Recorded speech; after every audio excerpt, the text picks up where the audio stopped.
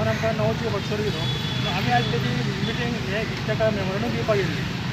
So आमी ताका सगळें सांगलें फुटपाथ कशी भरता, लोक कशे बसता, पार्किंगाक कितें प्रॉब्लेम जाता, आमकां भितर मार्केटान कशे प्रॉब्लेम जाता, सगळें डिटेल ताका सांगलें. आमी रोखडेच तेणी एक्शन घेवपाचें तें काम स्टार्ट केलें. आतां केन्ना पर्यंत फुटपाथ क्लियर जातले म्हणून सांगला.